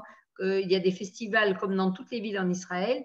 Donc, je peux que la personne m'envoie ses coordonnées, je peux me renseigner. Mais c'est une question à laquelle je ne me suis pas encore intéressée. Alors, Esther, j'ai donné toutes les coordonnées de Patricia, le mail et les numéros de téléphone. On le répétera à la fin de la réunion, mais en tout cas, toutes les coordonnées sont écrites sur le chat du Facebook. Ensuite, Elisabeth nous demande, est-ce qu'on est obligé de faire un dossier d'ALIA pour partir? Oui. Dor Hadash est un programme d'intégration pour les Olim, c'est-à-dire pour les Olim Hadashim, pour les nouveaux immigrants. Donc, c'est un programme qui est proposé dans le cadre de l'ALIA et pas dans le cadre du tourisme ou dans le cadre d'un autre statut. Il faut faire son ALIA et en tant qu'Olé Hadash, vous aurez la possibilité de bénéficier de ce programme d'intégration. Ensuite, une personne nous demande par rapport à son statut, parce qu'elle a déjà fait son ALIA, elle a habité quelque temps en Israël. Alors pour cela, madame, je vous invite à contacter le Global Center au 0800 916 647 qui verront justement quel peut être votre statut, quelle aide ils peuvent vous donner. Aussi, il faut passer par une autre autorité, un autre organisme pour savoir justement quel sera votre statut quand vous repartirez en Israël. Les personnes me demandent le lien de la page Facebook. Alors, je l'ai déjà mise. J'ai mis le lien de la page Facebook de Dor Hadash sur le chat. Alors, ensuite. Alors, avez-vous des autres villes dans le nord pour ce programme, comme Beit Shean? Pardon, Patricia, je réponds à ta place, mais non, là pour l'instant, c'est Nof HaGalil. C'est la ville où se déroulera ce programme, c'est Nof HaGalil. Alors, Patricia, y a-t-il un programme d'Ulpan intense intégré au programme? Car parler hébreu est essentiel et des personnes donc, demandent, notamment Fred, si un programme d'hébreu d'Ulpan intense sera proposé dans le cadre de Dor Hadash. Alors, ce n'est pas que dans le cadre de Dor Hadash. En fait, Dor Hadash, comme je l'ai dit, il optimise, il va permettre d'optimiser les droits des Olim. Ça veut dire quoi? Ça veut dire que quand un Olé arrive, il a des droits en matière d'intégration dans des classes d'Ulpan. Déjà, la première des choses que je recommande à toutes les personnes qui nous écoutent, et même si elles ne rentrent pas forcément dans le cadre de notre programme, c'est de pouvoir, au préalable, pendant le laps de temps qu'elles auront avant de monter en Israël, c'est de suivre des cours d'hébreu à leur rythme. Mais il y a des structures comme l'Organisation sioniste mondiale qui propose vraiment pour 3 fois rien des cours qui sont vraiment très intéressants. Et donc, moi, c'est ce que je recommande toujours aux gens qui vont monter dans notre programme. Maintenant, oui, il y aura d'abord quand les gens intégreront le programme et qu'elles iront à l'Ulpan, eh bien, comme si elles ont déjà un niveau, eh bien, elles passeront des tests et on fera une évaluation de leur niveau et on les mettra dans les classes où il n'y aura pas que des Français d'ailleurs, hein, puisque même moi, à Ashdod, j'étais dans une classe où il n'y avait que des Russes. Là, il pourra y avoir des Russes, des Éthiopiens ou des Hindous, puisqu'il y a des déménagés qui sont arrivés il n'y a pas longtemps à Nof HaGalil. Et donc intégreront des classes en fonction de leur niveau, comme dans tout le pays. Alors là, j'ai une personne qui demande aussi si elle peut faire son ALIA dès fin janvier. Alors, ce que j'étais en train de lui répondre, c'est que si la personne en question, moi je ne connais pas le dossier d'ALIA, mais de la personne, mais si la personne a déjà eu l'accord pour faire l'ALIA, il faut prendre contact auprès de votre conseiller d'ALIA pour savoir si c'est possible. Par contre, si vous n'avez pas commencé les démarches, ce n'est pas possible de faire l'ALIA en 2 semaines pour tout ce qui est ouverture du dossier, prise d'information, réception de tous les documents demandés. Enfin, là, pour le coup, là, on est dans un délai de temps beaucoup trop court. Donc, si vous voulez partir prochainement, il faut ouvrir un dossier d'ALIA auprès du Global Center en les appelant au 0800 916 647. Si vous avez déjà avancé dans vos démarches et que vous avez eu un rendez-vous avec votre conseiller d'ALIA, il faut prendre contact directement avec votre conseiller d'ALIA. Patricia, encore une question pour toi, s'il te plaît. Si pour des raisons professionnelles, un participant au programme est obligé de faire des allers-retours, est-ce possible, sachant que l'épouse de ce monsieur qui pose la question, elle sera sur place et pourra suivre le programme? Alors, en général, j'aurais eu envie de dire non. Maintenant, si c'est un couple et que c'est toujours très compliqué. Moi, je ne suis pas favorable aux ALIA Boeing parce que c'est difficile. Normalement, je dirais non. Non, non. Non, pourquoi? Parce que ça crée d'énormes difficultés. Non, je suis pas, on sera pas favorable à ce genre de choses. Si un couple monte, il doit suivre le programme dans son intégralité ensemble. C'est toujours très compliqué une alia où l'un monte et l'autre fait des allers-retours. C'est très compliqué. Donc non, non, je dirais non. Je voudrais dire quelque chose par rapport à l'Ulpan. Quand vous faites, que ce soit un programme d'intégration ou pas, mais quand vous inscrivez à l'Ulpan en Israël, une fois que vous avez fait votre alia, donc vous commencez une session d'Ulpan. Si vous êtes absent souvent, donc déjà pour vous, l'Ulpan ne va vous servir à rien parce que vous allez manquer beaucoup de cours. Et en plus, l'Ulpan en lui-même ne va pas vous permettre de continuer l'Ulpan puisque vous aurez été trop absent. Après, ça dépend des absences. Je pense que c'est M. Belaïch notamment qui a posé cette question. M. Belaïch, si jamais, je pense que quand même… il sera intensif, hein, je m'excuse, je n'ai pas répondu, j'ai zappé cette partie, mais nous, c'est de l'intensif. C'est clair qu'il n'y a pas d'absence. Sauf, voilà, c'est vraiment tous les jours, quoi. Voilà. L'Ulpan intensif, c'est un Ulpan de 500 heures qui se déroule du dimanche au jeudi, de 8 heures du matin à 13 heures, et pendant 5 mois. C'est ce qu'on appelle, pour rigoler, l'Ulpan tunisien, parce que c'est l'Ulpan 5-5-5. Mais voilà, donc c'est intensif et il faut suivre la cadence et être absent au minimum pour pouvoir justement optimiser cette Ulpan. Après, moi, Patricia, ce que j'aurais conseillé à ce monsieur quand même, parce qu'on ne connaît pas sa situation, peut-être qu'il s'agira que d'une absence sur la durée du programme. Non, je parlais sur le principe, parce que même un Ulpan, moi-même qui ai fait un Ulpan intensif, et je suis montée en Israël, j'avais 50 ans, donc bien sûr qu'il y a des cas, voilà, mais on va dire que dans la globalité, ça n'est pas l'Ulpan des retraités. Il peut y avoir ça aussi pour les retraités. Quand on a demandé tout à l'heure si dans le programme, il y avait la possibilité d'intégrer des retraités, c'est évident que ceux qui ne vont pas avoir à chercher un travail après, on ne va pas les mettre dans un Ulpan intensif, on va leur laisser l'Ulpan à leur rythme avec le fameux bénévolat pour intégrer encore plus dans leur esprit la difficulté de la langue. Voilà, mais sur le principe, si on veut travailler après, il faut aller à l'Ulpan, il n'y a pas de secret. Maintenant, bien sûr que si un jour ou deux ou trois, il y a un problème, c'est pas… Voilà. Mais c'est ce qu'on appelle un Ulpan intensif. C'est comme tu l'as dit, 5 heures par jour, 5 jours par semaine. Et pendant voilà. 5 mois. Pendant 5 mois. De toute façon, je pense que toutes les personnes qui sont intéressées et qui veulent savoir si par rapport à leur âge, par rapport à leur situation, par rapport à leur projet d'ALIA, si elles peuvent faire ce programme, qui encore une fois est très intéressant. C'est vraiment ce programme voilà, pour voir à de nombreuses choses essentielles. Donc, je pense que le mieux, c'est de prendre contact avec Patricia, qui pourra vérifier la viabilité de votre projet, si vous pouvez participer ou pas à ce projet. Le mieux de toute façon, c'est, voilà, là, vous avez les informations générales, pour savoir si, pour vous, ce qui est pertinent, ce qui est possible ou pas.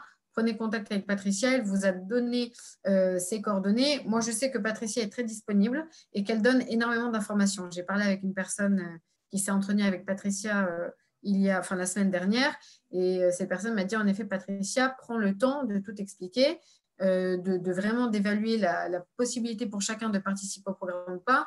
Donc, vous inquiétez pas, si vous avez un entretien avec Patricia, ce sera un entretien complet et qui vous donnera vraiment toutes les informations par rapport à votre projet spécifiquement et par rapport à votre situation. On a une question. Moi, avant de passer à la question de Claude, moi, Patricia, je voudrais te poser des questions par rapport à l'emploi, puisque je suis conseillère emploi. Donc ça m'intéresse particulièrement. Les personnes qui vont faire ton programme vont faire un Ulpan donc intensif pendant 5 mois. Ensuite, donc, tu as dit qu'il y aurait un bilan de compétences qui sera fait pour savoir si elles peuvent trouver du travail directement, si elles doivent faire une formation professionnelle, etc. Donc là, moi, ce que je voudrais savoir, c'est donc, comment ça se passe? Voilà, imaginons, moi, je participe à ton programme, j'ai fini l'Ulpan, je te contacte toi pour être mise en relation avec quelqu'un qui fait le bilan de compétences. Non, comme je l'ai dit tout à l'heure, il y a un coordinateur municipal avec lequel les gens seront liés en permanence. Ça veut dire pour toutes les opérations de leur vie au quotidien, elles seront en contact avec ce coordinateur. Le coordinateur, lui, saura à quel moment l'ULPAN, puisque normalement, c'est un programme comme on l'a dit, un programme d'accompagnement groupé. Donc, on sait quand les gens auront commencé, quand les gens auront fini. À partir de là, le coordinateur travaille de façon très proche avec le MISRA d'Aklita. Ça veut dire qu'une fois que les personnes seront en passe de terminer on ne va pas attendre qu'elles aient terminé, mais un petit peu avant. D'abord, il y aura régulièrement, je ne l'ai pas dit, mais on ne peut pas tout dire, mais il y aura régulièrement les après-midi ou en soirée des intervenants qui viendront expliquer comment se passent certaines choses au niveau justement de tel ou tel type d'emploi, de la création d'entreprise. Bon. Donc, le coordinateur, lui, avec le MISRA d'Aklita, va se mettre, on va dire, va mettre en train le fait que les personnes vont pouvoir être en relation avec la structure locale pour passer ce fameux test. En fait, c'est un bilan de savoir ce que la personne souhaiterait faire, ce qu'elle peut faire ou ce qu'elle a fait. Si, par exemple, elle est dans déjà une démarche de continuer ce qu'elle faisait en France, ben voir si cette personne-là, elle peut passer des habilitations si elles sont nécessaires, ou alors, si véritablement, comme certains n'ont pas de vrais métiers, eh bien, leur proposer des opportunités. Je sais qu'il y a toujours de l'emploi comme chauffeur de bus, donc voir si c'est possible. Il y en a déjà qui le souhaitent, ou alors dans d'autres domaines, quels qu'ils soient. Donc, leur proposer une formation qui correspondrait à leurs attentes et surtout au marché local du travail. Ça ne sert à rien de faire une formation s'il n'y a pas d'emploi à la clé, puisque l'objectif, c'est de travailler l'après-midi des 6 mois, des 6 mois suivants. Donc, les gens iront en formation, que ce soit dans des entreprises, soit en Mirklala, c'est-à-dire dans des centres de formation, que ce soit à Nof-Agalil ou à côté de Nof-Agalil si ça n'y est pas, ou peut-être même directement dans les entreprises qui souhaitent les prendre après l'après-midi en apprentissage. Et donc, en fait, c'est avec le coordinateur et le MISRA d'Aklita que tout va se mettre en place, un petit peu en amont et puis après pendant les 6 mois. Donc, c'est un lien permanent qu'il y a et un véritable accompagnement. Ce n'est pas une fois que j'ai fini ça, alors je vais me poser la question de savoir comment va se passer le reste. Avant de terminer l'ULPAN déjà, eh bien, il y aura des réunions avec le coordinateur pour commencer à préparer la période suivante. Moi, je voudrais aussi, en tant que conseillère emploi, vous donner quelques conseils. Déjà, pour toutes les personnes qui sont en âge de travailler, il est impératif de contacter le département emploi de l'agence juive.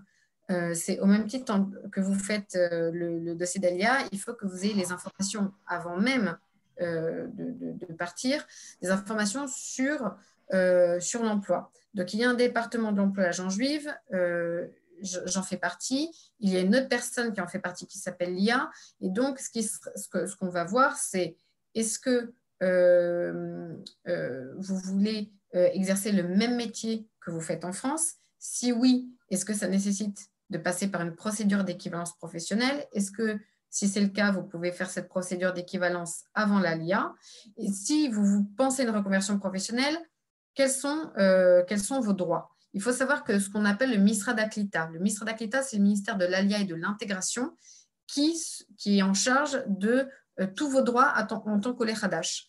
Et moi, ce que je conseille, c'est que pour les personnes qui souhaitent faire une reconversion professionnelle ou qui n'ont pas forcément un emploi qualifié en France, de faire l'ULPAN d'abord, évidemment, ça c'est obligatoire. Il faut parler au mieux l'hébreu pour s'intégrer aussi bien socialement que professionnellement.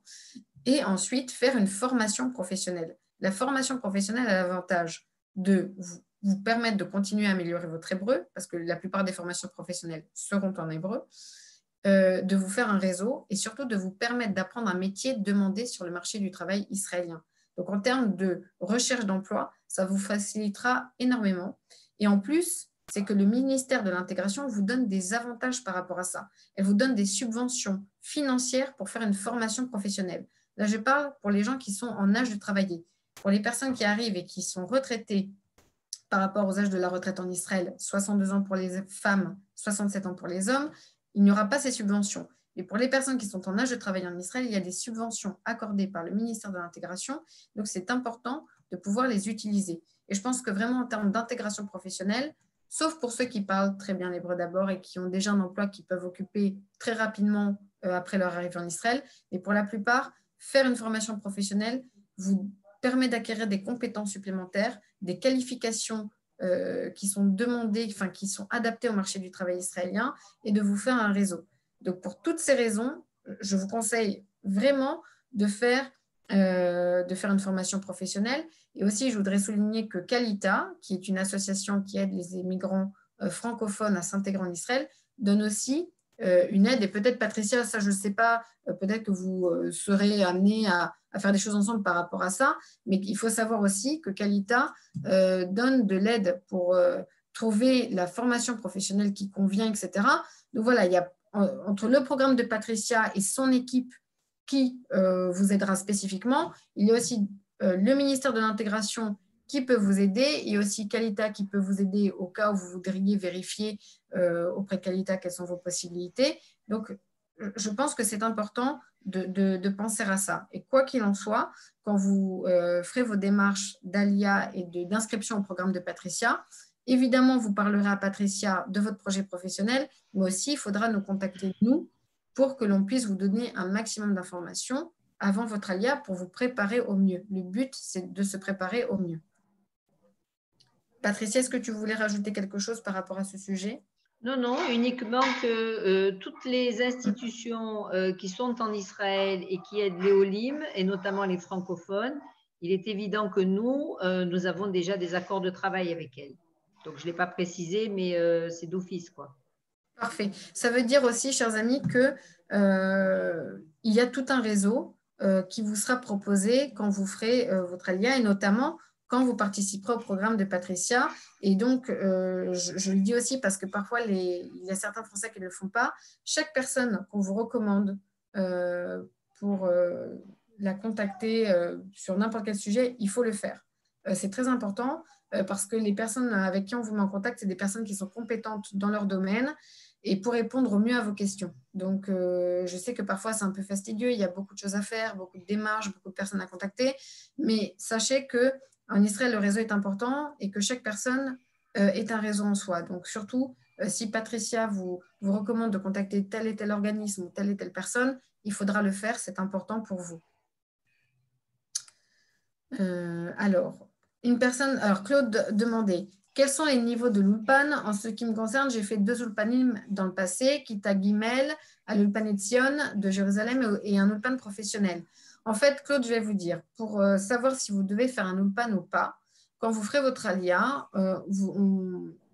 l'endroit où vous devez faire votre Ulpan normalement, vous fera passer un test de niveau. Si vous avez un niveau qui vous permet d'être exempté de l'Ulpan, alors vous serez exempté de l'Ulpan. Si vous avez un niveau qui nécessite que vous fassiez un Ulpan supplémentaire, alors encore une fois, pour votre bien, il faudra faire cette Ulpan. L'Ulpan, ce n'est pas une punition, c'est juste la clé de votre intégration. Donc, s'il faut le faire, il faudra le faire. Ensuite, alors, Madame Belaïch, vous voulez aider les Olim de France dans leur intégration? Faut-il faire une formation? Je n'ai pas très bien compris. Si vous voulez préciser ou si vous voulez me contacter personnellement, je vous redonne mon adresse mail. Je pense qu'on ne va pas tarder à terminer la réunion. Donc, mon adresse mail, c'est saragano@jafi.org, saragano@jafi.org. Donc, toutes les personnes qui veulent avoir des infos sur leur métier en particulier ou sur leur projet, n'hésitez pas à me contacter, à m'envoyer un mail en me laissant vos coordonnées, je vous recontacterai. Alors, je vais juste voir sur Facebook s'il y a du nouveau.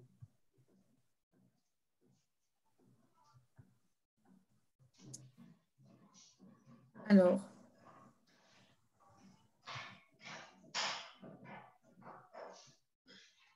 Patricia, peut-on faire l'Ulpan le matin et bénéficier d'une formation complémentaire l'après-midi? C'est-à-dire éviter de perdre du temps et tout faire ensemble, l'Ulpan le matin, la formation professionnelle l'après-midi. Alors, J'en ai déjà touché 2 mots tout à l'heure en disant que les personnes justement qui souhaitaient, qui en avaient l'opportunité plutôt que de faire un simple bénévolat, pouvaient déjà intégrer une petite entreprise et travailler. Je dirais oui, mais pas au détriment de l'Ulpan du matin. Il faut rester cohérent. Ça veut dire que l'Ulpan du matin, si on voit qu'après on va dire les tests passés, il s'avère nécessaire, alors on favorisera bien évidemment dans le programme l'apprentissage de la langue et la personne pourra, oui, si ça n'empiète pas sur après on va dire cette nécessité d'aller à l'Ulpan, il n'y a aucun souci pour qu'elle puisse exercer une activité professionnelle l'après-midi. Mais voilà, mais je le répète, ça ne doit pas pénaliser le programme parce que quelquefois, on commence à travailler l'après-midi et après, on se dit, ah ben tiens, je vais continuer et finalement, je ne vais plus aller à l'Ulpan parce que c'est plus rentable pour moi. Au bout du compte, on va retomber dans le système où on ne va pas optimiser, on va dire, ce que nous avons mis en place, nous, dans le programme. Je peux comprendre qu'on ait besoin de gagner sa vie même dès le début, mais pas au détriment d'autres choses. Donc, oui, mais sous réserve que le programme soit respecté. Exactement, Patricia, je te remercie de l'avoir indiqué. L'Ulpan, c'est un Ulpan de 500 heures qui dure à peu près 5 mois. S'il y a des fêtes entre les deux, ça peut être prolongé, ça peut être un peu plus que 5 mois, mais 500 heures, ça passe vite. Moi, je l'ai fait en Israël, je peux vous dire que ça passe très vite. Déjà, il faut aller en cours tous les jours, enfin du dimanche au jeudi, mais si vous ne faites qu'aller en cours, à la fin des 5 mois, votre niveau n'aura pas, ne se sera pas tellement amélioré. Ce qui va vous permettre de ressortir de cette Ulpan avec un certain niveau qui vous permette justement de pouvoir converser, de pouvoir parler, c'est faire l'Ulpan le matin et ensuite apprendre vos leçons et faire vos devoirs. C'est comme à l'école. Donc, c'est un peu contraignant, mais si vous faites ça, je peux vous assurer qu'à la fin des 5 mois, vous aurez un niveau correct. Moi, quand j'ai fait mon alliage, j'ai fait un programme d'intégration avec l'Ulpan au début. On était des jeunes du monde entier. Et je me souviens d'un groupe de Russes qui est arrivé avec un niveau vraiment débutant. Et eux, donc, faisaient l'Ulpan le matin, travaillaient un peu ou l'après-midi ou le soir, mais surtout, apprenaient leurs leçons et faisaient leurs devoirs. Et je peux vous assurer qu'à la fin du programme, c'est eux qui avaient le meilleur niveau en hébreu. Donc l'Ulpan, il faudra le travailler, c'est important de le travailler. Voilà, je rejoins juste ce que Patricia vous avait dit. Ensuite, y a-t-il des débouchés dans le milieu canin qui est mon métier? Alors moi, je sais qu'il y a une formation qui proposait justement d'apprendre le toilettage. Et donc, pour tout ce qui concerne le toilettage pour chat et pour chien, ça marche en Israël, c'est un métier qui marche. Bon, là, avec la crise, je ne sais pas ce qui s'est passé, mais en tout cas, oui, ça marche, c'est un métier qui marche. Après, je n'ai pas d'autres informations sur d'autres métiers possibles, mais je vous invite à me contacter et on pourra en parler. Je ne sais pas, Patricia, si tu as d'autres informations à communiquer à ce sujet. Donc, comme tu l'as dit, c'est un secteur qui marche parce que les Israéliens ont des animaux et donc ils s'en occupent beaucoup. Oui, je ne pense pas qu'il y ait un souci quelconque à monter une structure, un magasin ou un salon de toilettage ou quelque chose comme ça. À mon avis, il ne devrait pas y avoir de souci pour que ça fonctionne. Parfait. Mais c'est comme tout, je préfère quand même dire quelque chose. Justement, tu as parlé tout à l'heure de droit. Aujourd'hui, à Olé, il a aussi une des ouvertures de droit en matière d'accompagnement à la création d'entreprises. Donc avant, et je préfère le dire même pour ceux qui ne rentrent pas dans le programme, avant de créer une société, c'est très important d'être accompagné dans le cadre de la création d'entreprise et de voir si le projet que l'on a est viable.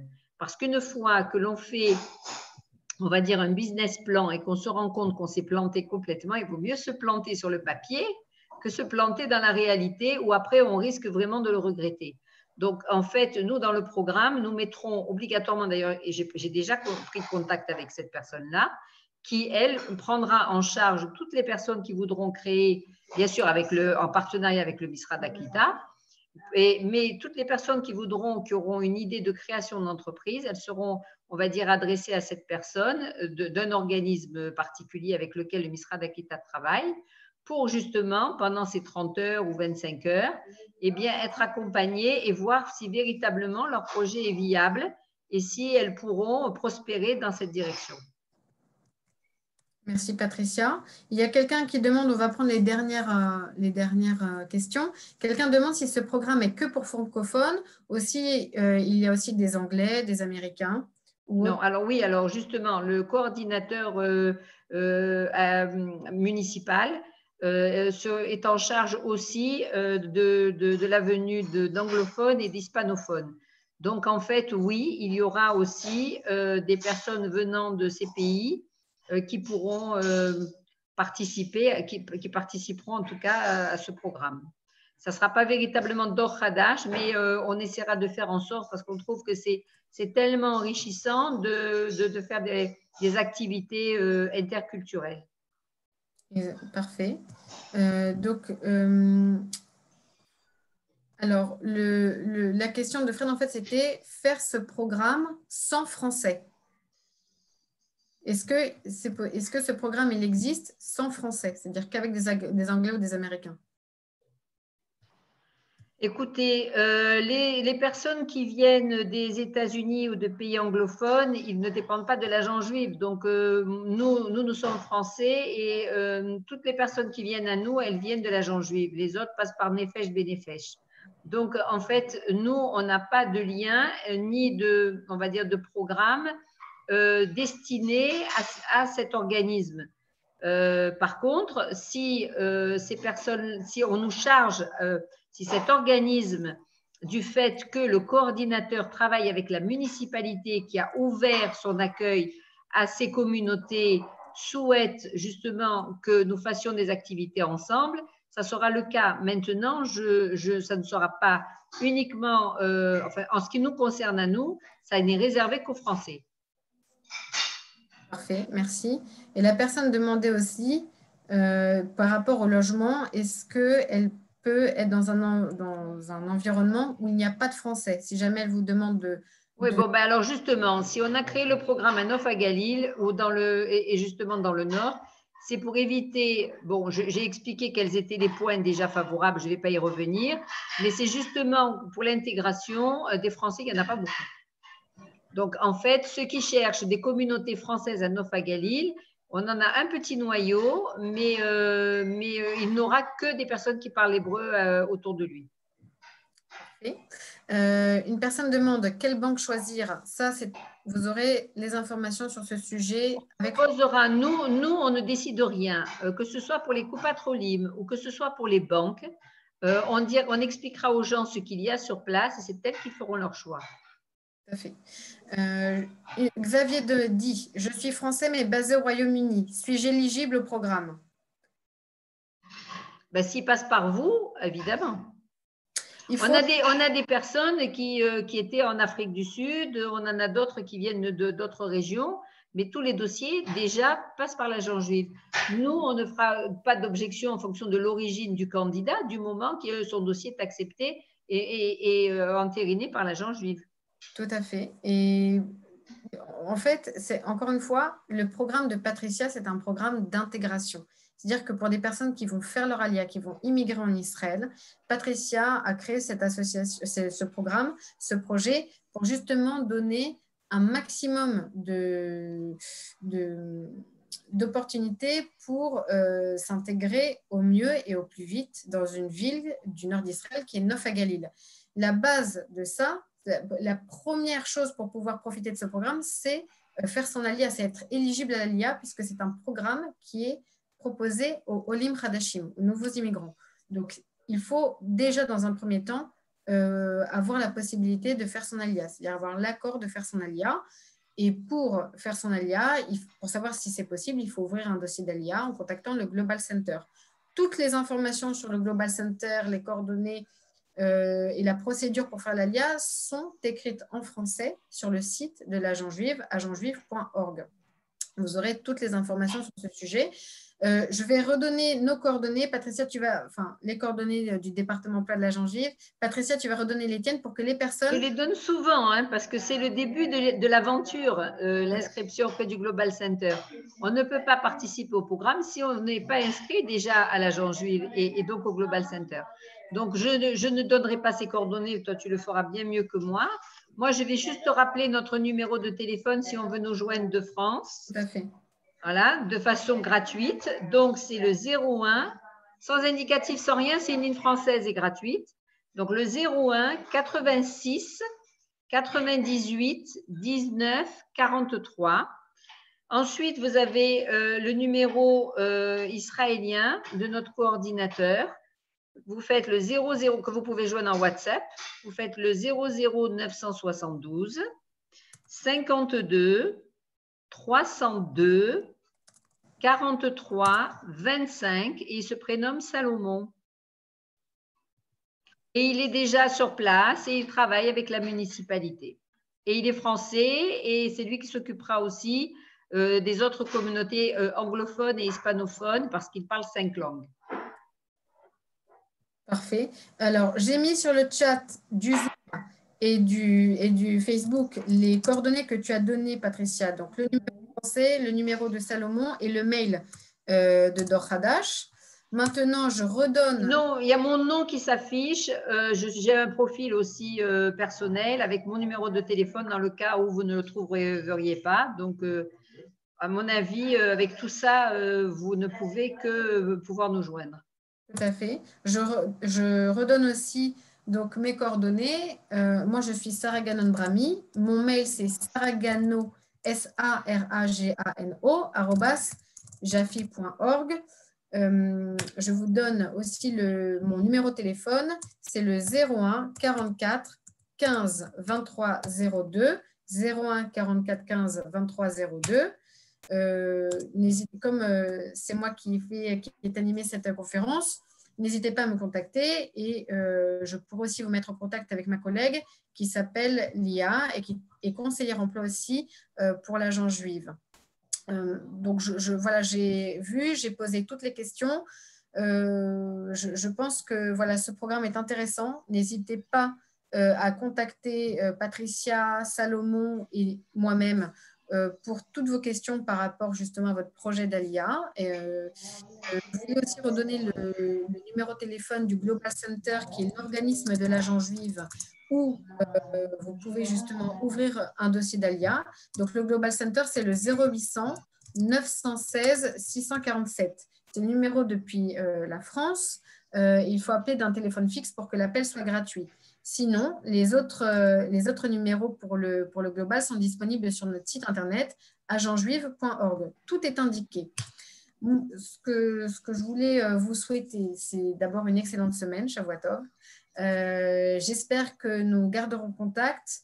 Je rappelle que le 31 janvier, il y aura pour les programmes Massa et que le département emploi de l'agence juive va continuer à proposer des conférences par rapport à l'emploi et par rapport à l'intégration. Donc, vous recevrez sûrement des mails de notre part pour vous donner toutes les informations. Ne nous mettez pas en spam pour que vous serez mis au courant. Patricia, je voudrais vraiment te remercier de ton temps, de toutes tes explications qui créent ce programme que personnellement, je trouve génial, mais objectivement aussi, ce n'est pas que personnel, c'est objectivement, il est vraiment très complet. Donc, vraiment, je vous invite tous à rester en contact avec Patricia pour toutes vos questions sur ce programme. Patricia. Merci Sarah, merci à tous. Moi aussi, je vous souhaite une très, très bonne semaine. Et puis, réfléchissez, une ALIA, c'est quelque chose qui se prépare.